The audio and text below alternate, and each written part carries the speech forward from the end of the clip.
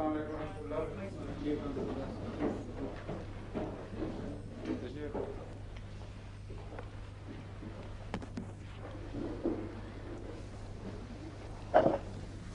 علیکم ڈاکٹر صاحب، کیا حال ہے؟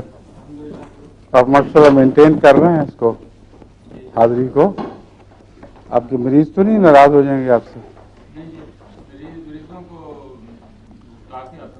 اچھا اچھا، ٹھیک ہے. نہیں، آپ کے بھاگنے کا تو کوئی حرض نہیں، وہ نہ بھاگ جائیں. مریضوں کا فکر ٹھیک ہے. اور کیا حال چال ہے؟ ٹھیک ٹھاک؟ پھر کل لجنا کی کیسی رہی کلاس یا فنکشن؟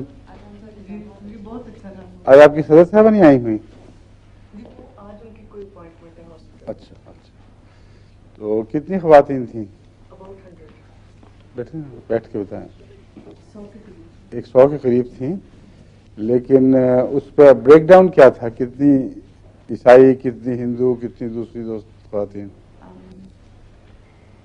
اس میں سے عیسائی زیادہ تھے حضور، اور مسلمان کم تھیں، اور ہندو اس سے کم تھیں، اور سکھ چند ایک تھیں، 2 تھیں. ہاں، کچھ ہندو اور سکھ بھی دکھائی دے رہی تھی طرز سے. ہندو زیادہ تھیں. اس کا کوئی آپ نے بریک ڈاؤن کیا ہے اس کے؟ جی ابھی ویسے نہیں کیا، کیونکہ بعض نے لکھا نہیں تھا اس پہ. بریک ڈاؤن نہیں کیا تھا اصل میں، وہ بعض لوگوں نے خود نہیں مینشن کیا اس کے اوپر نا. جی، بعض لوگوں نے رجسٹر پہ نہیں لکھا کہ کون سے عقیدے سے تعلق رکھتے ہیں، لکھنا نہیں چاہتی تھی. ویسے جو احمدی خواتین ساتھ آئی تھیں وہ وہی تھیں جو کسی غیر کو لے کے آئی ہیں میرا خیال ہے. جی وہی تھی. یہی تھا، ہر ایک جو احمدی آئی تھی ضرور کسی کو لے کے آئی تھی. جی جی ہاں، یہ اسٹرکٹلی رکھا تھا حضوری اصول. ٹھیک ہے. شروع کریں پھر. آپ کتنی دورائی ہو گئی تھی؟ کہاں تک پہنچے تھے ہم ڈاکٹر صاحب؟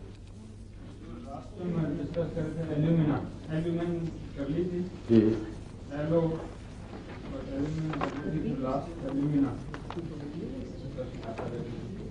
ٹھیک ہے.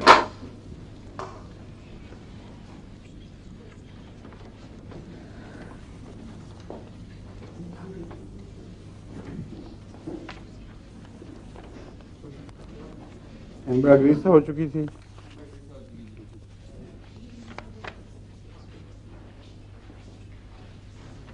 اور ایمونیم کارب، ہیلیم سیپا، اس میں کان کے درد کی 2-3 دوائیں، ان کا موازنہ یہ بھی ہو گیا تھا. کیا کیا ہے؟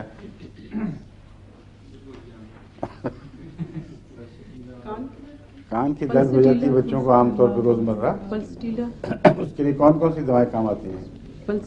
ٹھیک ہے. ایمونیم کا اور نہیں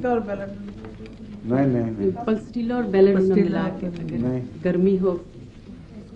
3 دوائیں میں نے کہا تھا، آپ کو یاد رہنی چاہیے.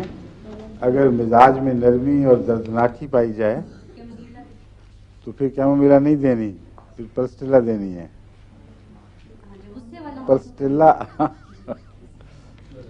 ہاں، پلسٹیلا میں سب سے زیادہ نرم مزاجی ہے، اور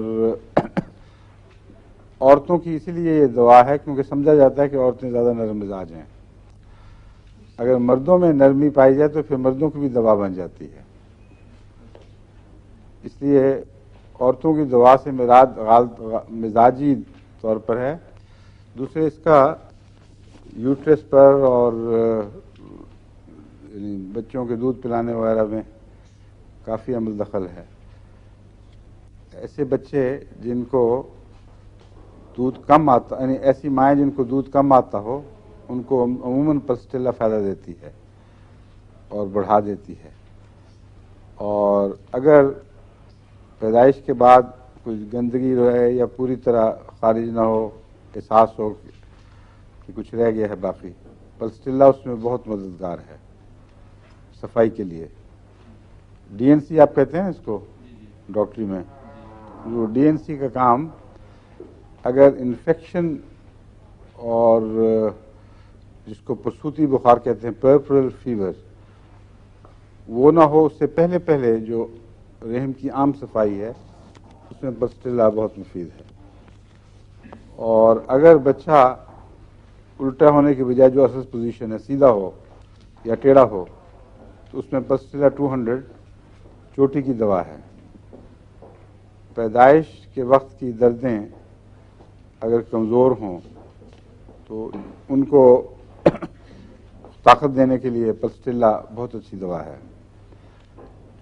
بعض ڈاکٹر روٹین میں آخری مہینے میں مثلا 9واں مہینہ شروع ہوتے ہی پلسٹیلا شروع کرا دیتے ہیں اور اس کے اچھے اثرات دیکھے گئے ہیں.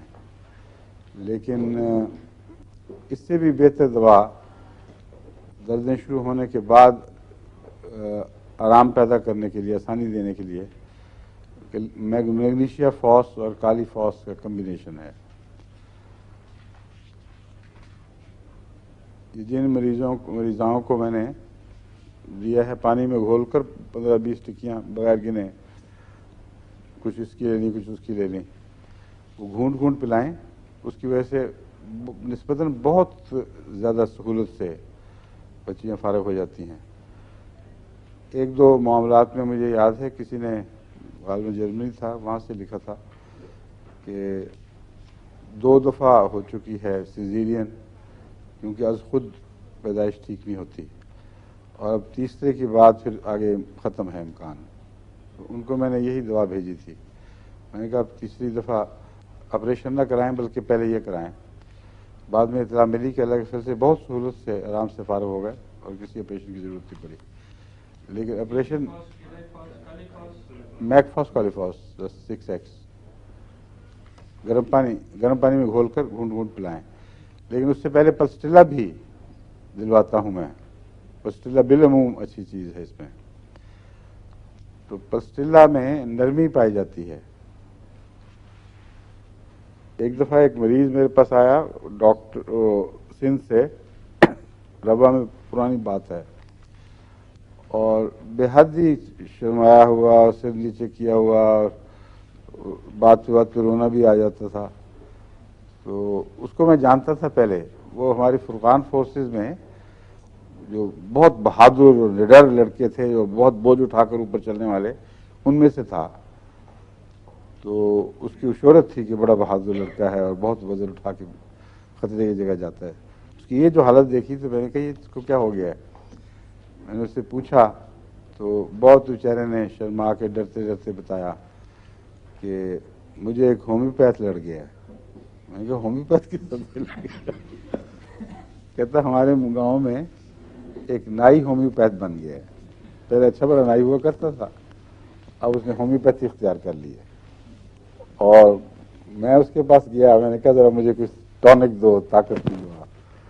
اس نے لائکوپوڈیم CM 1 لاکھ کی مجھے دی.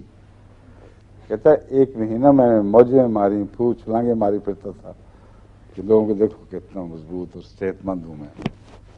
کہتا دوسری دفعہ اس نے کہا مہینے کے بعد پھر آنا. وہ اپنے 10 روپے لیتا تھا فی خوراک کے، تو اس نے 10 روپے لینے ہوں گے، اس نے دوبارہ ایک خوراک دے دی.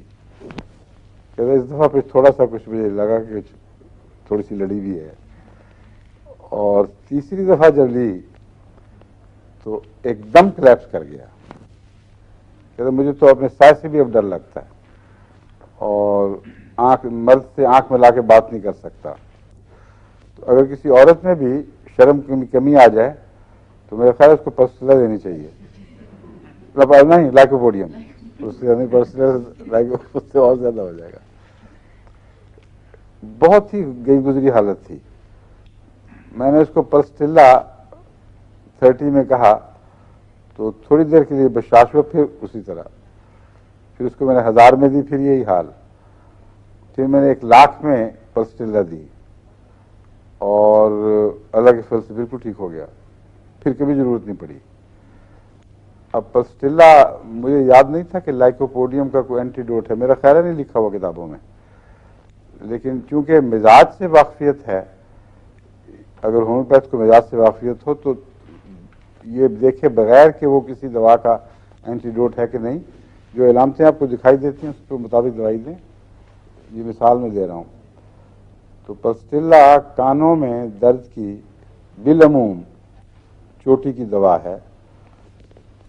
لیکن اگر مزاج میں تلخی اور غصہ بہت پایا جائے تو پھر کیموملا اس کی بجائے 30 میں وہ بھی دیں، بہت مفید رہتی ہے. اور اگر نزلاتی کیفیات نمایاں ہوں تو پھر ایلیم سیپا. میں نے آپ کو سمجھایا تھا کہ ایلیم سیپا آنکھوں پر نرم ہے، کانوں پہ سخت ہے. آنکھوں میں ایلیم سیپا کا پانی سرخی پیدا کیے بغیر نکلتا ہے، کانوں میں یہ سوزش پیدا کرتا ہے. اس لیے ہر دوائی کا اپنا اپنا مزاج ہے. اور یوفریزیا کیا کرتی ہے؟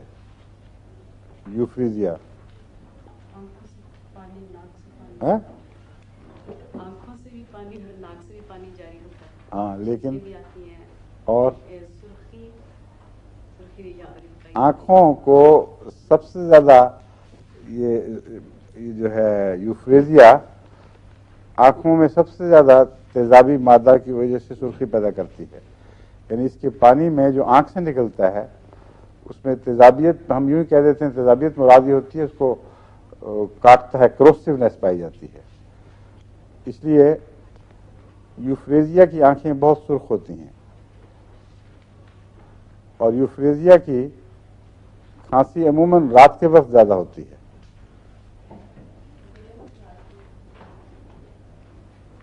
دن کو کم ہوتی ہے. کئی وجہوں کئی بیماریوں میں ہیں، لیکن اس پر میں نے غور کیے. آنکھیں بند کر کے یہ نہیں کرنا چاہیے کہ رات کو زیادہ ہے تو پھر چلو یوفریزیا اسٹڈی کرو. عام طور پر ریپرٹری دیکھنے کا طریقہ ہی ہے، رات کو ایگریویشن ہوئی تو آگے دی ہوں گی کتاب دوائیں، اس میں یوفریزیا بھی آ جائے گی. بہت کنفیوز ہو جاتے ہیں لوگ. اگر دوا کی حقیقت کا گہرائی سے مطالعہ ہو تو پھر کنفیوژن نہیں پیدا ہوتا. یوفریزیا میں آپ نے دیکھا ہے آنکھوں سے پانی بہتا ہے اور سرخی پیدا کرتا ہے. دن کے وقت یہ پانی باہر بہتا رہتا ہے اور لنگز میں یا ٹریکیا وغیرہ میں خراش نہیں پیدا کرتا. رات کو لیٹنے کے بعد آنکھیں بند ہوتی ہیں اور آنکھوں سے نزلہ بہنا بند ہو جاتا ہے، وہ اندر گرتا ہے. اس لیے اس کے مریض کو سونے کے 1-2 گھنٹے کے بعد شدید کھانسی اٹھتی ہے اور بار بار پھر اٹھتا ہے نیند سے. اور نیند کی حالت میں بیماری بڑھنے پہ لیکسس بھی یاد آتی ہے انسان کو. لیکسس آپ نے پڑھی ہوئی ہے پہلے؟ نہیں، ذکر تو کیا ہوا ہے. کس ضمن میں ذکر کیا تھا لیکسس کا؟ ہاں، ایک دفعہ ہے فیور میں اور دوسری دفعہ ایک ہی پٹی کی ایک دوا تھی، اس کے حوالے سے میں نے ذکر کیا تھا. ہاں ہاں ٹھیک ہے. کون سی دوا تھی؟ ایمونیم کارب. میں نے کہا تھا ایمونیم کارب کی بہت سی علامتیں سانپ کے کاٹے سے ملتی ہیں، اور اس کے خون کا بریک ڈاؤن اسی طرح کا ہے جیسے سانپ کاٹنے سے اوریفسس سے، جوڑوں سے، یا جوڑ سے مراد ہے ناخن اور جلد کا جوڑ، یا میوکس ممبرین کا یا بیرونی جلد کا جوڑ، وہاں سے خون جاری ہو جاتا ہے. اور ایمونیم کارب میں ایک سیاہ رنگ کا خون نکلتا ہے. بس انتڑیوں سے اگر سیپ کر کے سیاہ رنگ کا خون نکلے اور جوڑوں سے اس طرح نکلنا شروع ہو تو یہ سانپ کے کاٹے کا خیال آتا ہے، اور ساتھ ہی ایمونیم کارب کا بھی خیال آتا ہے. ایمونیم کارب سانپ کا اینٹی ڈوٹ بھی ہے، لیکن ہر سانپ کا نہیں. سانپ مختلف قسم کے ہیں، زیادہ تر ان کو 2 حصوں میں تقسیم کیا جاتا ہے.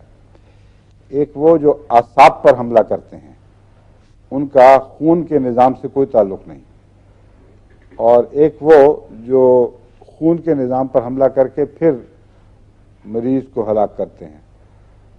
جو اعصابی حملہ آور سانپ ہیں ان کے اندر جو ایک تو نروس بریک ڈاؤن کمپلیٹلی، اور دل کی وہ تاریں جو دل دماغ سے پیغام لیتی ہیں، دماغ سے ملی ہوئی، ان کو باریک باریک رگیں ہوتی ہیں جس کے ذریعے دماغی پیغامات دل تک پہنچتے ہیں، ان پر اثر ڈالتی ہے یہ دوا، اور اس سے چوکنگ پیدا ہوتی ہے اور نبض کی بعض دفعہ نبض میں بہت تیزی پیدا ہو جاتی ہے، بعض دفعہ بہت گر جاتی ہے۔ ایک سانپ ہے ناجا اور ایک سانپ ہے لیکسز، ان دو کو مقابل پر رکھ کر سمجھیں تو آپ کو پتہ لگ جائے گا کہ اعصابی سانپ کیسے ہوتے ہیں اور خون پر اثر کرنے والے کیسے ہوتے ہیں۔ خون پر اثر انداز سانپوں میں لیکسز عموماً سر فہرست شمار ہوتا ہے۔ اس کے ساتھ ایک اور ہے بوتھراپس، وہ بھی خون پر اثر کرنے والوں میں نمایاں ہے۔ اور اعصاب پر اثر کرنے والوں میں ناجا کا نام سب سے زیادہ لیا جاتا ہے اور سب سے زیادہ مشہور ہے۔ یہ ناجا کے مریض کو دل کی تیز دھڑکن میں بھی ناجا کو ایسے مریض میں بھی استعمال کیا جاتا ہے جس کی دھڑکن بہت تیز ہو جائے، اور ایسے مریض میں بھی جس کی حرکت بہت گر جائے، کیونکہ یہ انٹرفیئر کرتا ہے اعصابی پیغامات سے۔ جو پلسز آتی ہیں نا، جو دل کو ہر وقت بتاتی ہیں کہ اب دھڑکو، ان میں فرق پڑ جاتا ہے۔ ایک دفعہ ربوہ میں ہسپتال میں ایک مریض تھا جس کی نبض 30 پہ آ گئی تھی اور کوئی پیش نہیں جا رہی تھی کسی کی، تو اس کے رشتہ دار مجھے بلا کے لے گئے وقف جدید سے، اور ان کو میں نے ناجا دی، تو پھر خدا کے فضل سے ترقی کرتے کرتے 60 تک آ گئی۔ حالانکہ ناجا عموماً لوگ تیز پلس میں دیتے ہیں، 120 وغیرہ ہو جائے۔ یہاں بھی ہمارے ایک مریض تھے انگلستان میں، احمدی مخلص نوجوان، ان کو بھی میں ناجا دی تھی، ان کی پلس 120 سے 130 تک بلکہ ہو گئی تھی اور نیچے نہیں آتی تھی ہر وقت، اس کی وجہ سے بے قراری اور رات نیند بھی نہیں آتی۔ جن کو نبض کی بیماری ہو، نبض کی رفتار کی تیزی کی، ان کو عموماً نیند نہیں آتی، خواہ کوئی درد نہ ہو، کوئی اور تکلیف نظر نہ آئے، مگر نیند پر اثر پڑتا ہے اس کا۔ دو طرح سے یہ دل کی نبض کی تیزی اثر انداز ہوتی ہے۔ بعض معاملات میں دھڑکن ایسی ہے کہ اس کی آواز کانوں میں آتی ہے، اور جس کروٹ آپ لیٹیں اس کے کان میں ڈھول سے بجتے ہوئے نظر آتے ہیں، سنائی دیتے ہیں۔ اور بعض ایسے ہیں جن میں کانوں میں کوئی آواز نہیں آتی، مگر تیزی کی وجہ سے عجیب قسم کی آنکھ کھلتی ہے، جس میں بے چینی ہے، دل چاہتا ہے نیند آ جائے مگر کوئی وجہ سمجھ نہیں آتی نیند کیوں نہیں آ رہی۔ وہاں یہ ناجا وغیرہ کی علامتیں پائی جاتی ہیں۔ جہاں دھڑکن نمایاں ہو وہاں ایکونائٹ اور بیلاڈونا، جہاں دھڑکن کی آواز آتی ہے، وہ زیادہ مریض کے قریب ہیں۔ جہاں دل کی دھڑکن کی آواز تنگ کرتی ہو مریض انسان کو، وہاں ضروری نہیں کہ دل کی تکلیف ہے، بلکہ بسا اوقات معدے کی تکلیف ہوتی ہے۔ معدے میں اگر ہوا اکٹھی ہو جائے، اور جس کو پنجابی میں کہتے ہیں جافا پڑنا، اردو میں کہتے ہیں تشنج، انگریزی میں اسپیزمز، یہ اسپیزموڈک کیفیت سے جو پیلورک اینڈ پہ معدے میں ہو، بعض دفعہ معدہ تن جاتا ہے ہوا سے اور ہوا نیچے کی طرف حرکت نہیں کرتی۔ ایسی صورت میں لیٹنے پر بہت تیز دل کی دھڑکن کی آواز آتی ہے، جیسا ڈھول بج رہا ہے اندر کوئی۔ اور اگر یہ مرض زیادہ ہو جائے تو بعض دفعہ ایسا مریض سوتے میں جھٹکے کے ساتھ آنکھ کھول دیتا ہے، یعنی یا سونے سے پہلے ہی جھٹکا لگتا ہے اور آنکھ کھل جاتی ہے، بار بار غنودگی ہوتی ہے، بار بار دھکا سا لگتا ہے۔ اس کی وجہ یہ ہے کہ ڈایافرام جو نچلے حصے کو معدے کے دل والے حصے سے الگ کرتا ہے، اور سانس کو آنے جانے میں، سانس کو لانے میں ڈایافرام کا اصل دخل ہے۔ ڈایافرام اوپر جائے تو سانس باہر نکلتا ہے، ڈایافرام نیچے جائے تو سانس اندر کی طرف آتا ہے۔ تو ڈایافرام پش ہو جاتا ہے اوپر معدے کی ہوا سے، اور بعض دفعہ وہ صرف سانس پر اثر انداز ہوتا ہے، گہرے سانس نہیں آ سکتے، چھوٹے چھوٹے سانس ہو جاتے ہیں۔ بعض دفعہ دل کو لگتا ہے کہ مس کر رہا ہے، اگر دل کو مس کرے تو جھٹکے کے ساتھ آنکھ کھلتی ہے، اور ایسا مریض بعض دفعہ کئی رات سو نہیں سکتا۔ اس لیے اس کی الگ دوائیں آپ کو یاد رکھنی چاہیے۔ ہر تیز نبض ایک طرح سے ٹھیک نہیں ہوگی، ایک قسم کے علاج سے ٹھیک نہیں ہوگی۔ اس کے نبض کے مزاج کو پہچاننا، دواؤں کے مزاج کو پہچاننا، ان کو اس مزاج سے ملانا، یہ ہے اصل ہومیوپیتھ کا کام۔ اس لیے مشکل کام ہے۔ اب ایلوپیتھی میں تو ڈاکٹر کوئی سیڈیٹو دے دیں گے تو گھر آ کے آرام سے سو جائیں گے، چاہے مریض کا برا ہی حال ہو جائے پیچھے، کیونکہ اصل بیماری نہیں نا پتہ لگی۔ سیڈیٹو دیا، یعنی مسکن دوا دے دی، تو مریض سمجھے گا کہ آرام آ گیا ہے، لیکن وہ اصل وجہ دور نہیں ہوئی۔ اس کی وجہ سے بعض دفعہ پھر اریٹیشن بڑھتے بڑھتے وہ مستقل بیماری بن جاتی ہے، ایک اور بیماری پیدا ہو جاتی ہے اس سے، اور وہاں پھر سیڈیٹو کام نہیں دیتے، پھر اور دوائی تلاش کرنی پڑتی ہے۔ اس لیے اصل مرض کو دور کرنا سب سے زیادہ اہم ہے، اور اگر علامتیں صحیح ہوں گی تو مرض دور ہوئے بغیر مریض آرام محسوس نہیں کرے گا۔ اچھا، کہاں تک آپ بتا رہے تھے ڈاکٹر صاحب؟ کہاں پہنچ گئے ہم؟ اب تو کہیں سے کہیں پہنچ گئے ہیں۔ ایلیومنا ایلو بھی کر لیا تھا اس سے پہلے، اور ایلومن بھی کر لیا۔ ایلیومن اور ایلیومنا کے سلسلے میں میں نے کوئی خاص ایسی بات بتائی تھی جو بہت اہمیت رکھتی ہے، اور روزمرہ ہمیں ایسے مریض دکھائی دیتے ہیں۔ کیا کیا؟ ہاں وہ تو بتائی تھی، لیکن ایک ایسی بیماری جو بہت گہری اور خطرناک بھی ہو سکتی ہے، اور عام طور پر اسکروفولس چلڈرن میں وہ دکھائی دیتی ہے، اس کے تعلق میں نے تفصیل سے اس پر روشنی ڈالی تھی۔ ہاں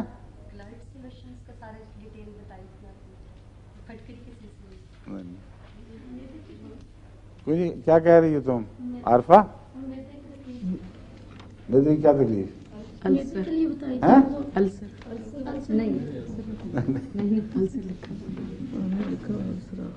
ایک ہومیوپیتھی میں آپ کو پڑھا رہا ہوں، ایک یہ مجھے پڑھا رہی ہیں نہیں، وہ تو ٹھیک ہے۔ میں نے آپ کو بتایا تھا کہ گلینڈز کے پھولنے کی یہ اہم دوائیں ہیں، یہاں تک کہ یوٹرس میں بعض دفعہ ملٹیپل ہوتے ہیں، کیا کہتے ہیں اس کو ڈاکٹر؟ ہاں فائبرائڈز، ہاں ملٹیپل فائبرائڈز ہیں، ان کو اور دواؤں سے بھی میں نے دیکھا ہے بہت اچھا اثر دکھاتی ہیں، اور بعض دفعہ اتنا حیرت انگیز اثر ہوتا ہے کہ ایک مہینے کے اندر اندر وہ سکڑ جاتے ہیں یا بالکل غائب ہو جاتے ہیں۔ میں نے آپ کو مثال دی تھی، ایک دفعہ میں اس وقت تھا وہاں کہیں سے دورے پر تھا، واپس آیا تو مجھے پتہ لگا ربا کی ایک خاتون ہیں، ان کو لے گئے وہاں، سر گنگا رام ہاسپٹل ہوا کرتا تھا، اب فاطمہ جناح شت کہلاتا ہے، وہاں ایک چوٹی کی گائنیکولوجسٹ خاتون تھیں، انہوں نے بتایا کہ ان کو اتنی زیادہ فائبرائڈز ہیں یوٹرس میں کہ جال بن گیا ہے، اور اتنی خطرناک حد تک بڑھ گئے اور پھیل گئے ہیں کہ فوری آپریشن ضروری ہے، اس کو بڑا آپریشن کہتے ہیں، یعنی پورا ہسٹیکٹمی کہلاتی ہے یہ، ہسٹیکٹمی، ہاں۔ تو مگر ان کو خون کی اتنی کمی ہے کہ انہوں نے کہا کہ میں آپریشن فوراً کر نہیں سکتی، ایک مہینہ آپ خون کی دوائیاں ان کو دیں کہ آپ کھائیں، اور مہینے کے بعد آ جائیں آپریشن کے لیے، ڈیٹ دے دی، سب کچھ ٹھیک ہو گیا۔ مجھے پتہ چلا، میں نے ان کو فوراً دوائیں لکھوائیں اور کہا کہ آپ یہ دوائیں شروع کر دیں، اور اگلی دفعہ آپریشن سے پہلے ان کو کہنا آپ کا امتحان لے لیں، ایگزامن کر لیں کہ کیا حال ہے۔ اب مجھے یاد نہیں کہ ایگزیکٹ ایک مہینے کے بعد گئی تھیں یا کچھ عرصے کے بعد، لیکن جب گئیں تو ڈاکٹر نے پہلے تو یہ انکار ہی کر دیا کہ تم وہ مریضہ ہو. اس نے کہا کوئی بھی اثر نہیں ہے, ایک بھی گٹھلی مجھے دکھائی نہیں دی, تمام کلیتاً غائب ہیں اور کسی آپریشن کی ضرورت نہیں. اور یہ واقعہ ہے غالباً فائزہ کی پیدائش کے دنوں کا. اب جتنی فائزہ کی عمر ہو گئی ہے اتنی اور عمر اس خاتون پر آئی ہے اور ابھی تک وہ اللہ کے فضل سے ٹھیک ٹھاک ہیں, ان کو پھر دوبارہ یہ بیماری نہیں ہوئی. تو ہومیوپیتھک میں بہت ہی اچھی اور گہرا اثر کرنے والی دوائیں ہیں.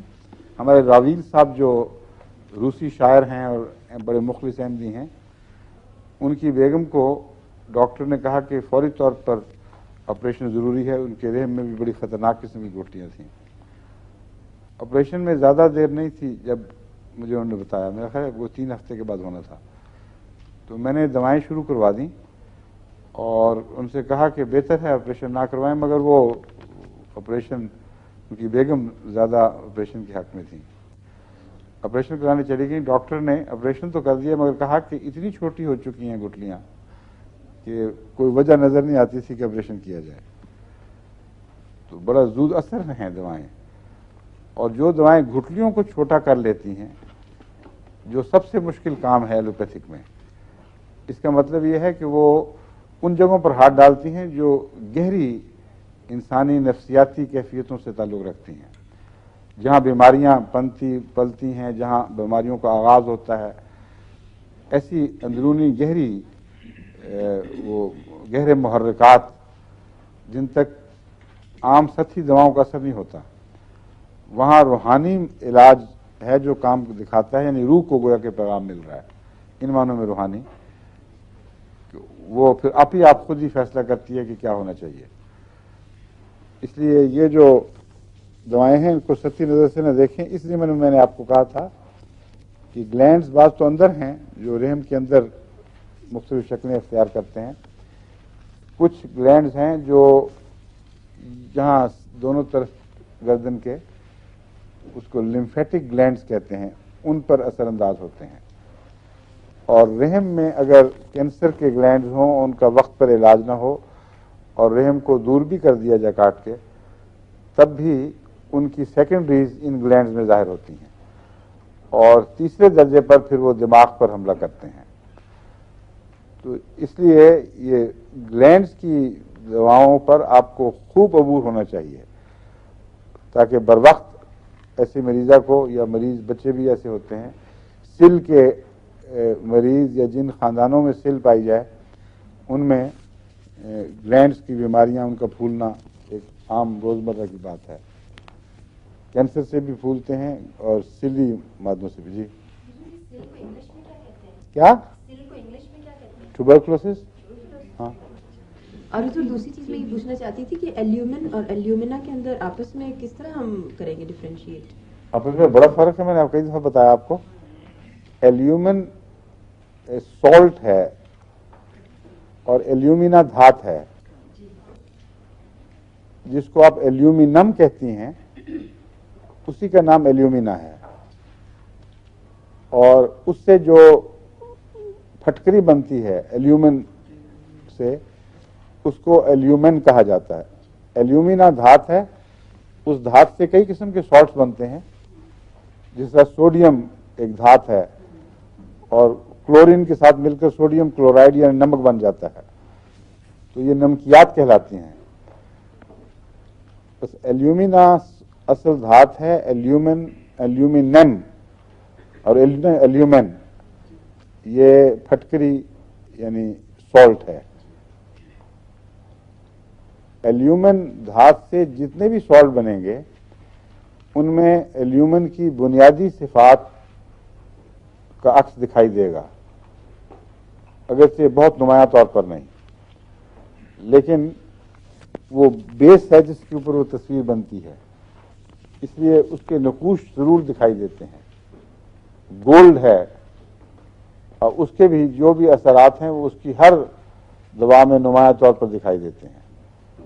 اس لیے ایک اور سطح سے بھی دواؤں کا مطالعہ ہونا چاہیے. جتنے سالٹس آپ کے زیر استعمال آتے ہیں ان کی اصل دھات پر اگر آپ عبور حاصل کریں، عبور تو ہو ہی نہیں سکتا الا بما شاء، اللہ چاہے جتنا دے دے، ورنہ کسی کو خواص کے علم پر عبور حاصل نہیں ہو سکتا. میں نے محاورتاً کہہ دیا عبور یعنی جس حد تک ممکن ہو اس کو سمجھیں اور اس پر بشاشت کے ساتھ کنٹرول حاصل کریں. ایک ہے یادداشت، جس میں زور لگا کر یہ میں نے کہیں پڑھا ہے، یہ وہاں تھا یا وہاں تھا، اس طرح سوچ کر استخراج کرنا پڑتا ہے، چیز کو کھود کر باہر لانا پڑتا ہے اور نکالنا پڑتا ہے. اگر اس حالت میں آپ کا دماغ ہے تو چیز یاد بھی آ جائے تو یہ محفوظ نہیں ہے، کیونکہ کچھ عرصے کے بعد یہ اس سطح سے گر کر نیچے ڈوب جائے گی، پھر نکالنا مشکل ہو جائے گا. ایسی چیزوں کو بار بار اتنا پڑھیں اور اس طرح ذہن میں اس کو چکر دیں کہ بغیر کوشش کے از خود وہ آپ کے سامنے ابھرے. مثلا جب میرے سامنے گٹھلیوں کے مریض آتے ہیں تو مجھے کوشش کر کے زور لگا کر دواؤں کو یاد نہیں کرنا پڑتا، کیونکہ شروع سے ہی چونکہ پتہ ہی ایسی خطرناک چیز ہے، اس پر فوراً ذہن میں صحیح دوائیں آنی چاہیے. ان کو اتنا پڑا ہے، وہ ایسا نقش ہو گئی ہیں کہ از خود ابھرتی ہیں اور اس طرح پھر بھولتی بھی کبھی نہیں، ہمیشہ یاد رہتی ہیں، پوری طرح نقش ہو جاتی ہیں. تو آپ کو یہ کوشش کرنی چاہیے کہ دواؤں کے 3 سطحیں ہیں، ان تینوں سطحوں پر رفتہ رفتہ گزر کر عمومی واقفیت بھی ہو جائے گی آپ کو، اور پھر آخری سطح پر پہنچیں لازماً وہاں جا کر چوٹی آئے گی، وہاں آپ کو قرار ملنا چاہیے. 3 سطحیں یہ ہیں: پہلے عمومی واقفیت، دوائی کے مزاج سے واقفیت، لیکن یہ ضروری نہیں کہ جب بھی اس دوا کی کوئی علامت آئے تو آپ یہ پہچان لیں کہ اس دوا کی وہ علامت تھی، بلکہ اس سے ملتی جلتی 20 دوائیں ہوں گی جو آپ کے ذہن میں پریشانی پیدا کریں گی اور آپ نہیں نکال سکتی. یہ پہلا درجہ ہے.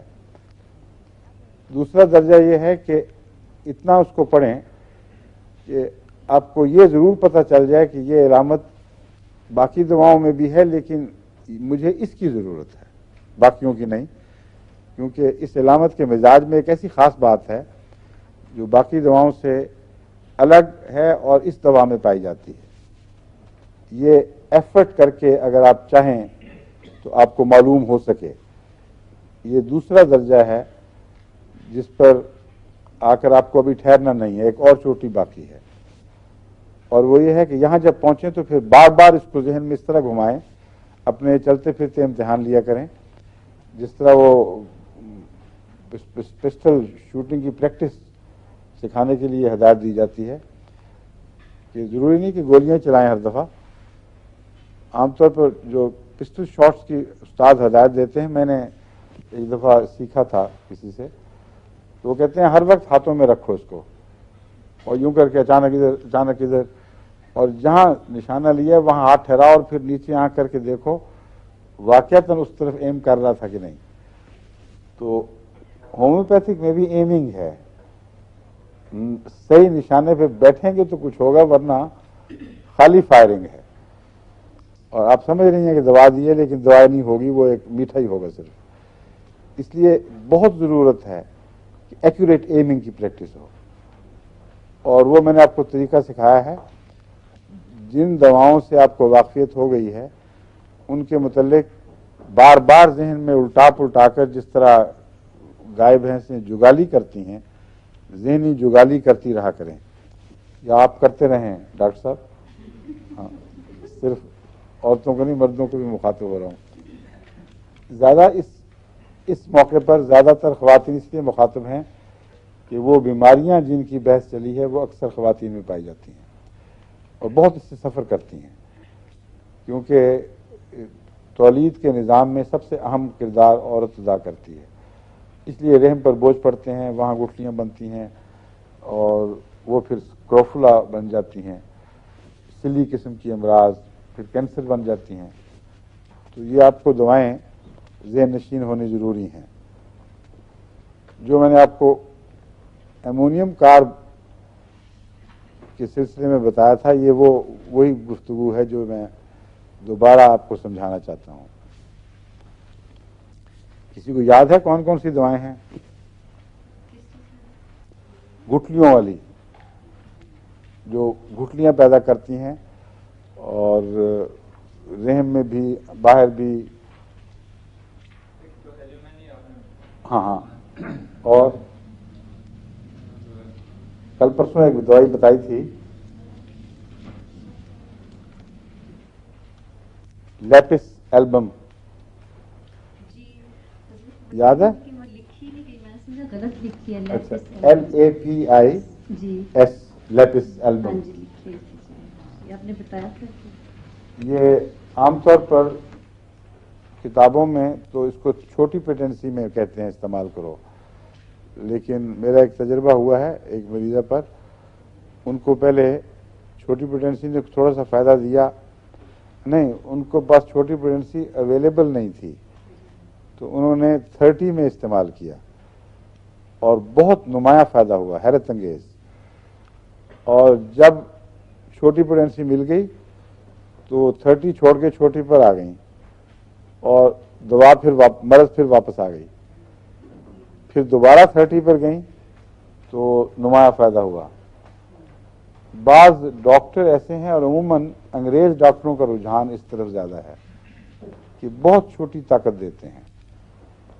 اصل بات یہ ہے کہ ہومیوپیتھک ایجاد ہوئی تھی جرمنی میں، اور انگریزوں اور جرمنوں کی کافی پرانی رقابتیں چل رہی ہیں، تو ان سے انہوں نے احسان قبول تو کیا، مگر اس شرط کے ساتھ کہ ہم پوٹنسیاں خود تجویز کریں گے.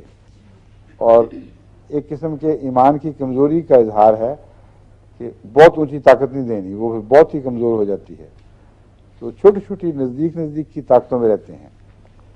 بورک اینڈ ٹیفل یہیں کی انگریزوں کی تیار کردہ کتاب ہے، اور ریفرنس بک کے طور پر بہت ہی اعلیٰ ہے. اس میں بکثرت دوائیں ہیں اور فوری ریفرنس کے لیے بہت اچھی، لیکن اس کی پوٹینسیوں پہ اعتبار نہ کریں، الا ماشاءاللہ اکثر یہ چھوٹی پوٹینسیاں دیتی ہے، اور اس کی وجہ یہ ہے کہ پورا یقین نہیں. حالانکہ ان پوٹینسیوں میں بعض دفعہ آپ استعمال کر کے دیکھیں گے کوئی فائدہ نہیں ہوگا، جب اونچا جائیں گی پھر فائدہ ہوگا. بعض دفعہ بعض مریض ایک دوا استعمال کرتے چلے آ رہے ہیں، مثلا 200 طاقت میں. ابھی مجھے کل یہ پرسوں ہی خط ملا ایک کا کہ آپ کو میں نے لکھا تھا مجھے یہ تکلیف ہے، آپ نے ایک دوا 1000 طاقت میں بتائی، اور میں وہ دوا 200 طاقت میں بڑی دیر سے استعمال کر رہا تھا، تو مجھے تعجب ہوا. میں نے کہا فائدہ تو نہیں ہوا، مگر میں نے کھائی، اور 1000 کی 1-2 خوراکوں سے مرض غائب ہو گئی. تو طاقتوں کا بڑا فرق ہے، اور یہ ایک الگ علم ہے جس پہ بہت کم حقیقت میں سائنٹیفک کام ہوا ہے، تحقیقی کام بہت تھوڑا ہوا ہے. لیکسز ہے مثلا، اس کو آپ چھینکوں کی بیماری میں جو ہے فیور ہوتا ہے، اس میں آپ 200 دیں تو کوئی فائدہ نہیں دیتی، خاص معمولی سا کبھی دیتی کبھی نہیں دیتی. لیکن 1000 طاقت میں دیں تو ایک ہی خوراک رات کے وقت دے دیں، دوسرے دن تک نمایاں اثر دکھاتی ہے. تو یہ بھی ایک الگ مضمون ہے جس کو آپ کو یعنی ساری دنیا کے احمدی جو ہومیوپیتھ بن رہے ہیں پیش نظر رکھنا چاہیے، اور مجھے بھی مطلع رکھا کریں. دواؤں میں مختلف پوٹینسیاں استعمال کر کے دیکھیں اور غور کریں کہ کس قسم کے مریضوں میں، کس قسم کی بیماریوں میں کون کون سی پوٹینسیاں استعمال ہونی چاہیے. اس سلسلے میں ایک عمومی تجربہ تو میں نے کیا ہے کہ معدے کی تکلیفوں میں نسبتاً چھوٹی پوٹینسیاں زیادہ عام طور پر اور زیادہ کارآمد ہوتی ہیں، اور اعصابی تکلیفوں میں 200 یا اونچی، اور گہری نفسیاتی بیماریوں میں یا دماغی تکلیفوں میں اور بھی اونچی، اور کینسر وغیرہ میں درمیانے درجے کی دوائیں بعض دفعہ فائدہ دیتی ہیں، مگر میں نے کافی دیر سے اس پہ تجربے شروع کیے ہوئے ہیں، اور یہ بات اب زیادہ سے زیادہ میرے سامنے آ رہی ہے کہ کینسر میں اونچی طاقت دینی ضروری ہے، کیونکہ کینسر بیماری کی اس کیفیت کا نام ہے جس سے آگے پھر اور کوئی بیماری نہیں ہے. یعنی جب تمام دفاع یک کے بعد دیگرے جواب دے جائیں اور آخری صورت میں جو انسان کے دفاع کی طاقت ذہنی یا قوت ارادی کی کا طاقت ہے وہ ہٹ ہو جائے تو پھر کینسر بنتا ہے. اس لیے وہاں تک پیغام پہنچانے کے لیے دوا کو نہایت لطیف حالت میں استعمال کرنا ضروری ہے. مگر جگر کے کینسر میں نے جو ہومیوپیتھک دوائیں استعمال کی ہیں وہ 200 سے اوپر نہیں کی.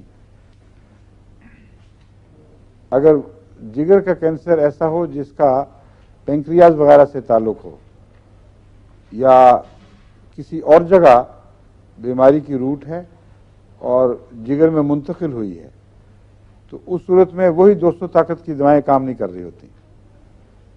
اس لیے بہت آہستہ آہستہ ہومیوپیتھی کی سمجھ آتی ہے، کیونکہ ابھی اس کی پیدائش جمعہ 8 دن کی پیدائش ہے، یعنی پچھلی صدی میں ایجاد ہوئی ہے اور بہت ابھی کام ہونے والے باقی ہیں.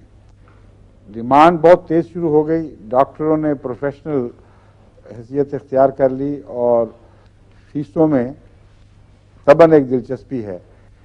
اس لیے تحقیقاتی کام بہت پیچھے پڑ گیا ہے اور جتنی تحقیقات ہنمن کے زمانے میں ہوئی تھی اس کے بعد شاذ کے طور پر آپ کو بعض ڈاکٹروں نے نئی تحقیقات، یعنی ڈاکٹر دکھائی دیں گے جو نئی تحقیقات کر رہے ہیں، مگر اکثر جو ہمارے علم میں بعد میں اضافہ ہوا ہے وہ اتفاقی ہوا ہے اور پوٹینسیوں میں بھی اتفاقی ہوا ہے، ریپیٹیشنز میں بھی اتفاقی ہوا ہے. ایک مریض کو میں نے ایک دوائی تجویز کی اور میرے نزدیک اس کی پوٹینسی مثلاً 30 ہونی چاہیے تھی، اس کو نہیں ملی، اس نے 1000 استعمال کر لی اور جو فائدہ ہوا وہ اتنا نمایاں تھا کہ میں نے پھر 30 چھوڑ کر جب 1000 شروع کرائی تو وہ زیادہ بہتر نکلی. ایک مریض کو اونچی طاقت لکھوائی، اس نے چھوٹی استعمال کر لی، یا الگ الگ تاکید کی تھی کہ دونوں دوائیں ملانی نہیں، الگ الگ کرنی ہیں، مگر بعض دفعہ سلیم صاحب بھی کمال دکھا دیتے ہیں اپنے. وہ بات سن کے بظاہر سمجھ آ رہی ہوتی ہے، لکھتے کچھ اور ہیں. تو بعض دفعہ تو ان بیچاروں کی جو حالت ہے اللہ معاف کرے سلیم کو، لیکن بعض دفعہ اس کا فائدہ بھی بڑا پہنچ جاتا ہے. اب ایک ایسی چیز تھی جو میرے ذہن کے کسی گوشے میں بھی نہیں آ سکتی تھی کہ سلفر کو سورانیم کے ساتھ ملا کر استعمال کروں. سلفر کی علامتوں میں، یعنی جلدی اور گلینڈز کی بیماریوں میں سلفر چوٹی کی دوا ہے. اس کی علامتوں میں ایسا مریض ہے جس کے ہاتھ پاؤں جلتے ہیں، جس کی سر کی چوٹی جلتی ہے اور وہ اینگولر سا مریض ہوتا ہے جس کی ہڈیاں کونے نوکے نکلے ہوئے ہوں، اور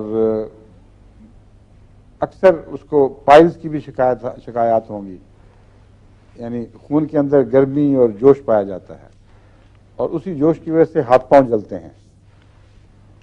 اور سورائنم اس کا برعکس ہے. سورائنم میں ہاتھ پاؤں بالکل ٹھنڈے ہوتے ہیں. ابھی یہی پرسوں ایک نوجوان آیا ملاقات پر، اس کے ہاتھ پاؤں بالکل ٹھنڈے رہتے تھے. اس کو میں 1-2 دفعہ اور دوائیوں میں اور بیماریوں کے لیے دوائیں دیں اور پورا کام نہیں کر رہی تھیں. تو میں نے اس کو سورائنم 1000 میں دلوائی اور میں نے کہا مجھے پھر بتانا کہ کیا اثر پڑا. تو کل رپورٹ دینے آیا ہوا تھا کہ سورائنم کھانے کے بعد گھر پہنچتے پہنچتے ہاتھ پاؤں یوں گرم ہوئے ہیں جس طرح اندر سے گرمی پھوٹ کر نکل رہی ہو، اور وہ جو ہر وقت ٹھٹھرنا اور کمزوری تھی وہ ختم. تو یہی میں نے اب قادیان میں اپنے گھر کے بچوں پر بھی استعمال کر کے دیکھی تھی. زیادہ سردی میں ہاتھ پاؤں ٹھنڈے جواب دے رہے ہیں، باہر نکلا نہیں جاتا، سورائنم 1000 کی ایک خوراک ان کو فوراً گرم کر دیتی ہے. مگر اس کی مخصوص علامتیں ہیں، ان کو مد نظر رکھ کے دوائی دینی ہوتی ہے. اس کو اور سلفر کو اکٹھا کرنے کا میں نے کبھی سوچا بھی نہیں تھا، اور اکٹھا ہوں تو کیا اثر دکھائیں گی. اس طرح ہی ہے کہ آپ تیز گرم چائے میں آئس کریم گھول کے پئیں اس قسم کی بات ہے نا بظاہر. مگر ایک مریضہ کو سلیم صاحب نے لکھ دیا نسخہ, انہوں نے مجھے بتایا لکھ کے. ہوا یہ تھا کہ وہ برس میں عموماً میں سورائنم اور سلفر اور آرسنک سلف لیوم استعمال کرتا ہوں. آرسنک سلف لیوم برس کی چوٹی کی دواؤں میں شمار کی جاتی ہے.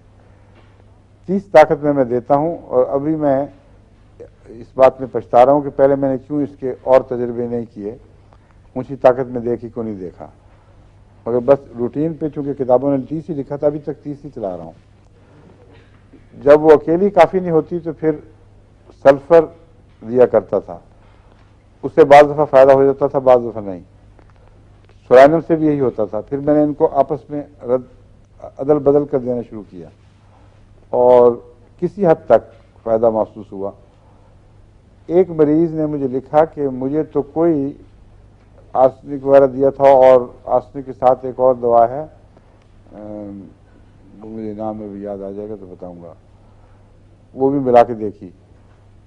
اس کو میں نے کہا کہ یعنی لکھوایا کہ آپ آرسنک سلفر 1000 اور سورائنم 1000 ہفتے کے بعد عدل بدل کر استعمال کریں. ان کو پیغام یہ ملا کہ دونوں ملا کر استعمال کریں, اور 2-3 دن ہوئے اتنی خوشی کی چٹھی آئی ہے. کہتے ہیں وہ برس جو کسی دوا کو خاطر میں نہیں لاتی تھی, کہ جب سے میں نے آپ کی ہدایت کے مطابق, میری ہدایت تھی کہ ملا کر استعمال کرنی شروع کی ہیں, زمین آسمان کا فرق پڑ گیا ہے. اب سارے جسم پر کہیں کہیں کوئی داغ رہ گیا ہے, اور وہ بھی تبدیل ہو رہا ہے. جو سیاہ داغ تھے وہ پھیل پھیل کے وہ ملتے جا رہے تھے, اب سفیدی کے داغ شاخ کے طور پر رہ گئے ہیں. تو اس پر مجھے اب اس کا بھی شوق ہو گیا کہ جو ناممکن دوائیں ان کو ملا کر بھی دیکھنا چاہیے کبھی کبھی, اور اب یہ بھی شروع کیا ہے. آپ نے یہ جو ہے نا 2 دوائیاں بھتیجے کو بھی دیا نا, اس سے بھی یہاں بس ہاں ہاں پڑے ہیں نا, ہاں تو وہ آپ نے 30 میں دی ہوئی ہیں. ہاں ہاں, تو اس سے بھی تھوڑا فرق پڑنا شروع آپ ہو نے گیا. سیلف لیون دیے 30 میں. جی دونوں. 2 ایک اور دوائی تھی, وہ کیا تھی, لائک کیا, ہائیڈروکوٹائل. اچھا وہ ہے ساتھ. اس کے ساتھ ہائیڈروکوٹائل ہے. اچھا, لیکن اس سے بھی فرق پڑنا شروع ہو گیا, وہ 30 میں ہے. یہ میں بتا رہا ہوں, یہ 2 دوائیں میں نے استعمال کی ہیں. پہلے آرسنک سلف لیوم اکیلی دیا کرتا تھا, اور بعض مریضوں کو فائدہ ہوتا تھا اور بعضوں کو نہیں, کم پرسنٹیج کو فائدہ ہوتا تھا. میرا خیال ہے 10-12% سے زیادہ فائدہ نہیں اٹھاتے تھے. یہ ہوتا تھا تو تھوڑا سا فائدہ ہو کر رک جایا کرتا تھا. ان کی مدد کرتا تھا میں سلفر سے اور کبھی سورائنم سے, اور اس کے بعض دفعہ اچھے نتائج ظاہر ہوئے. پھر بعد میں ایک دوا میرے سامنے آئی جو کوڑ کی چوٹی کی دوا ہے, اور اس کا نام ہے ہائیڈروکوٹائل. یہ 30 طاقت میں بھی دی جاتی ہے اور 200 طاقت میں بھی. اور چونکہ ہومیوپیتھک طرز فکر میں یہ بات داخل ہے کہ اگر کوئی بیماری ایسی ہو جو ضدی اور دیر پا ہو, جیسے برس ہے, تو بعض دفعہ بہت ہی گہری بیماری کوئی اور خون میں پائی جاتی ہے, جب تک اس کا علاج نہ ہو جائے وہ دوسری ضدی بیماری بھی جگہ یعنی دوائی کو رسپونڈ نہیں کرتی, اس کو قبول نہیں کرتی. اس خیال سے میں نے ہائیڈروکوٹائل کو آرسنک سلف لیوم کے ساتھ ملا کر دینا شروع کیا, اور جن مریضوں نے پہلے کہا تھا کہ فائدہ نہیں ہو رہا, ان کو فائدہ شروع ہو گیا. تو یہ بھی استعمال کر کے دیکھنی چاہیے, اور ان کی پوٹینسی بھی بڑھانی چاہیے دونوں کی. 200, 1000 وغیرہ دیکھا جائے کہ کیا کیا اثر دکھاتی ہیں. اب آپ یہ نیا تجربہ اس پہ کریں. آپ کا بھانجا یا بھتیجا ہے؟ ہاں, اس کو سورائنم اور سلفر 1000 میں ملا کے دے دیں, پھر جس طرح کہتے ہیں نا اللہ بیلی, دیکھیں کیا ہوتا ہے.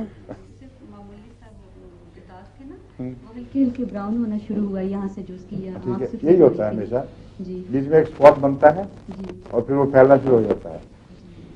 اور اگر دوا نشانے پر ہو اور صحیح پوٹینسی ہو تو حیرت انگیز ہوتا ہے, اصل ناقابل یقین. ایک سیالکوٹ کے میادی نانوں کے مریض تھے، بہت پرانی بات ہے.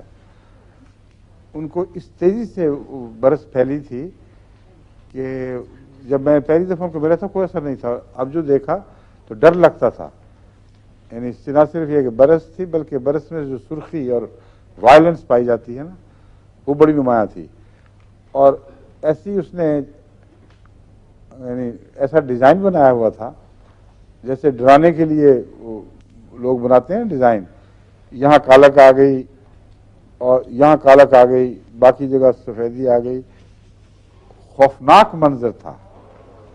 اور ان کو مسافوں کا بڑا شوق تھا اور رباب والے ان کو دیکھ کے گھبراتے تھے کہ اب یہ آیا اور مسافہ شروع ہو گیا. اور ہاتھ بھی اسی طرح بیچاروں کے. تو ویسے لگنے والی بیماری نہیں ہے. میں اپنے طور پر نہیں بتا رہا. لوگ مجھے میرے بھائی نے کہا تھا کہ وہ تو بڑے خطرناک، جان نکل جاتی ہے دیکھ کے، اور وہ فوراً مسافے کے لیے ہاتھ بڑھا دیتے ہیں. ان کو میں نے عام دواؤں سے ہٹ کر ایک دوا دی، کیونکہ جب میں نے غور کیا تو اس میں مرک سول کی علامتیں پائی جاتی تھیں، مرکوریس سول. وہ میں نے اونچی طاقت میں دے دی. مجھے یاد نہیں کہ 10,000 میں دی تھی یا لاکھ میں، اور ایک مہینے کے اندر اندر ساری برس غائب. اور شاذ کے طور پر کوئی داغ رہ گیا ہو، بالکل نارمل. ابھی بھی وہ شاید سن رہے ہوں، وہاں بیٹھے دیکھ رہے ہوں ٹیلی ویژن. تو اب بتائیں کیا حال ہے ان کا. تو اس طرح یہ جو میں بتا رہا ہوں ساری دنیا میں مریض پھیلنے میں گواہ ہیں. اللہ کے فضل سے بڑا نمایاں فائدہ ہوتا ہے، مگر ہے مشکل کام. بہت گہرے مطالعے کی ضرورت ہے. اس کی پہچان، دواؤں کی پہچان، مرضوں کی پہچان، بر وقت ان کو ملانا، تعارف کہ اس کا اس سے تعلق ہوگا. کیا کس کے لیے؟ مرک سال سیل کے لیے بھی دی تھی. ہاں، عام طور پر سیل میں استعمال نہیں ہوتی، مگر وہ جو مریضہ تھی جس کی چھاتی میں سوراخ ہو گئے تھے، اور مجھے یاد ہے منور نے بھی اس کے ایکس رے وغیرہ کروا کے دیکھے تھے، اور ایلوپیتھ ہمارے اپنے ایم ڈی ڈاکٹر نے بھی، اور مجھے انہوں نے بتایا تھا کہ اس کی حالت قابل سزا نہیں رہی، کیونکہ کیوٹیز ہوتی ہیں نا پیدا لنگز میں، اس کو مرض کھا جاتا ہے لنگز کے ٹکڑے اور وہاں خلا پیدا ہو جاتے ہیں. اب عام طور پر ایلوپیتھک سائنس میں اس بات کا مشاہدہ نہیں کیا گیا کہ یہ کیوٹیز بھر جائیں اور سمجھتے ہیں بس ختم ہے یہ مریض، کا علاج نہیں ہے. اس کی علامتیں کچھ، میں ہمیشہ دوائیں، بعض مختلف دوائیں اس وقت سوچتا ہوں جب ایک مریض آتا ہے جو بتاتا ہے کہ میں نے ایلوپیتھک بھی علاج بہت کرایا ہے، ہومیوپیتھک بھی کرایا ہے. تو ہومیوپیتھ تو ہمارے وہاں بتاتے نہیں دواؤں کے نام، اس لیے مجھے کوئی اور سوچنی پڑتی ہے، کیونکہ پتہ ہے روزمرہ کی دوائیں تو ہر ہومیوپیتھ دے ہی دیتا ہے. اگر روزمرہ کی دواؤں کے قبضے میں یہ مریض ہوتا تو وہ اچھا ہو چکا ہوتا اب تک. اس لیے پھر مزید گہری تحقیق سے مطالعہ کرنا پڑتا ہے. وہ جب علامتیں بتاتا ہے تو یاد بعض باتیں وہ خود دوائی کی طرف اشارہ کرتی ہیں. بہرحال یہ ایک مریضہ تھی جس کو میں نے مرک سال 1000 میں اور کالی کاپ 30 میں دی، اور اللہ تعالیٰ کے فضل سے چند مہینے کے استعمال کے بعد جب اس نے ایکس رے کروایا تو ڈاکٹروں نے کہا کہ تمہاری کیوٹیز ہیں ہی نہیں. اس نے کہا یہ میرے ایکس ریز ہیں. اس نے کہا یہ کسی اور کے ہوں گے، ہم نہیں مانتے، یہ ہو ہی نہیں سکتا. وہ پھر ربا لے کے آئی ہسپتال میں، ہمارے دکھائے گئے وہ معاذ نے، بالکل ٹھیک بات تھی، بھر چکے تھے زخم. تو روٹین میں بعض دفعہ فائدہ نہیں ہوتا، اس لیے آنکھیں کھول کر دیکھنا پڑتا ہے. بعض مریض ایسے ہیں جن پر بعض غلط دوائیں پردے ڈال دیتی ہیں، یہ بھی ایک بڑی مشکل ہے. ایک آدمی نے غلط سلط علاج کیا ہے اور اس کے نتیجے میں بیماری بھی بگڑ گئی اور دوائیں پہچانی نہیں جاتی پھر. تو ایسی صورت میں شروع سے بات کرنی پڑتی ہے، کس طرح شروع ہوئی تھی بیماری، کیا ہوا تھا. اور وہ اگر وقت ہو آپ کے پاس توجہ سے سنیں تو اس کی ہسٹری میں کوئی نہ کوئی بات ایسی سمجھ آ جائے گی کہ پتہ چلے گا کہ یہ اصل فلاں بیماری سے، دوا سے تعلق تھا اور یہ علامتیں بعد میں بنی ہیں. وہ جس طرح ہمارے ایک ایتھلیٹ تھے جو ایئر فورس میں اب جن سالوں میں وہ دوڑ میں شامل ہوا کرتے تھے وہ نمبر 1 تھے، فیصل آباد کے تھے، آپ جانتے ہیں نا لطیف صاحب، جانتے تھے نا ان کو آپ؟ ہاں، بہت اچھا مضبوط جسم، خوبصورت قد اور مسکولر باڈی، اور میرے پاس آئے اور مجھے کہتے کہ میں 2 قدم بھی اگر اٹھاؤں تو مجھے لگتا ہے میرا دل فیل ہو جائے گا، اور جسم بالکل ٹھیک ٹھاک تھا۔ میں نے کہا آپ کو ہوا کیا ہے؟ کہتے مجھے کوئی بیمار تکلیف ہو گئی تھی، اس کی لنگس کی یا کوئی نزلہ وغیرہ، کوئی ایسی بیماری تھی جس کے لیے اینٹی بایوٹک دی گئی۔ ایئر فورس کے ہاسپٹل میں داخل ہوئے، وہاں کے بیسٹ ایتھلیٹ، اور انہوں نے 1-2 ہفتے ان کو اینٹی بایوٹکس پہ رکھا۔ ہاں، ناسور ایک ظاہر تھا ان کے پنجے پر، انگلیوں سے ذرا پہلے پاؤں پر اوپر ایک گہرا ناسور تھا جو قابو نہیں آ رہا تھا۔ اس پر ان کو ہاسپٹل میں داخل کر کے تقریباً 6 ہفتے بڑی سخت اینٹی بایوٹکس دی گئیں۔ اس کے نتیجے میں وہ ناسور ٹھیک ہو گیا اور ان کو نفسیاتی بیماری ہو گئی، اور پھر یہ کئی ہسپتالوں میں گئے، چوٹی کے ڈاکٹروں نے معائنہ کیا، لیکن پھر ان کے بس کی بات نہیں تھی۔ بے انتہا خوف زدہ کہتے تھے کہ میں 1 قدم زور سے اٹھاؤں ایک دم تو لگتا دل گیا۔ ان کو میں نے وہ دوا دی جو سلفر، مجھے یاد ہے کیونکہ اینٹی بایوٹکس کا عموماً علاج سلفر ہے، سلفر دی، اور اس وقت تک انہوں نے مجھے ناسور کی بات نہیں بتائی تھی، یہ بتایا تھا کہ کسی وجہ سے مجھے اینٹی بایوٹکس دی گئی تھی، میرے علم میں نہیں تھا کہ ناسور ان کو ہوا تھا وہاں۔ ان کو میں نے سلفر اونچی طاقت میں اور 1-2 اور دوائیں ساتھ بتائیں کہ اس کو آپ استعمال کریں، اور تقریباً 1-2 مہینے کے بعد وہ دوبارہ آئے اور بہت خوش۔ انہوں نے کہا اللہ کے فضل کے ساتھ اب میں آپ کو دوڑ کے دکھاتا ہوں، ہمارے گھر کا سین چھوٹا سا تھا لیکن کوئی 80 فٹ، وہ ایک دم بجلی کی طرح کوندے ہیں، اس دیوار کو ہاتھ لگایا، واپس آئے کہ دیکھ لو میں دوڑ رہا ہوں۔ کہتے ہیں مگر ایک تکلیف ہو گئی آپ کی دوائی سے، میرے پاؤں میں ناسور نکلا ہے اور اسی کا علاج ہوا تھا۔ اب دیکھیں یہ ایلوپیتھک میں کوئی اگر یہ کوئی ڈاکٹر سنے جس کو ذاتی تجربہ نہ ہو یا ایسا آدمی نہ بتائے جس پر اعتبار ہو تو کہے گا یوں وہم کی باتیں، یہ فضول باتیں ہیں۔ اس کا کیا تعلق ناسور کا اور پھر اینٹی بایوٹک کا جگر پر اثر وغیرہ وغیرہ؟ مگر بالکل ٹھیک بات تھی۔ میں نے اس کے بعد اس کو آرسنک آیوڈائڈ دیا یا کالی آیوڈائڈ، دونوں مجھے یاد نہیں، غالباً پوٹیشیم آیوڈائڈ دیا تھا، اور وہ ناسور وہیں موقع پر ٹھیک ہو گیا، اور اس کے بعد وہ اللہ کے فضل سے ٹھیک ٹھاک ہیں۔ ان کے کارخانہ بھی تھا بڑا اچھا، ایک چل رہا تھا۔ کیا حال ہے؟ وہ امریکہ چلے گئے تھے، اس کے بعد امریکہ چلے گئے تھے، فیکٹری بھیج دی تھی، آج کل امریکہ ہی ہوتے ہیں۔ تو یہ ہے ہومیوپیتھک طریقہ علاج۔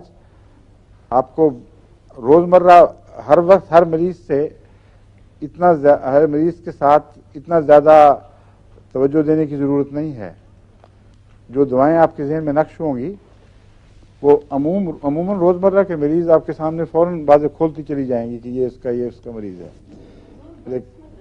جی برس میں اس وقت درد ہوتا ہے جبکہ جلد کمزور ہونے کی وجہ سے دھوپ میں ایکسپوجر سے چھالے پڑ جاتے ہیں، اور ریڈیشن کے خلاف دفاع نہیں رہتا جسم میں، اس لیے ایسے مریضوں کو بعض دفعہ وہ بھی ہو جاتا ہے ایگزیما یا خارش کی تکلیف، اس کی وجہ سے زخم بنتے ہیں اور پھر تکلیف ہوتی ہے، مگر فی ذات ہی برس میں کسی قسم کے ایگزیما وغیرہ کی علامتیں نہیں پائی جاتی، کیونکہ اس کا تعلق اس سے ہے کلاہ گردہ سے۔ کلاہ گردہ اس کو ایڈرینل کارٹیکس کہتے ہیں، کیوں ڈاکٹر صاحب؟ ایڈرینل سپر ایڈرینل کارٹیکس اور ایڈرینل کارٹیکس دو چیزیں، دونوں کہلاتے ہیں۔ گردے کے اوپر ایک کلاہ کا جس طرح کلہ ہوتا ہے نا، اس طرح اس کے اوپر ایک چیز بنی ہوتی ہے، اس میں انسان کی پگمنٹیشن کنٹرول ہوتی ہیں، اور وہی کارخانہ ہے سارا.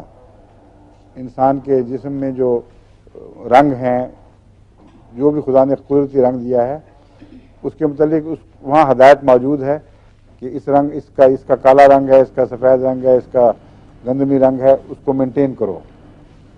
اس میں جب بگاڑ پیدا ہو جائے تو پھر وہ پگمنٹیشنز وغیرہ شروع ہو جاتی ہیں، انڈیو اننیسیسری.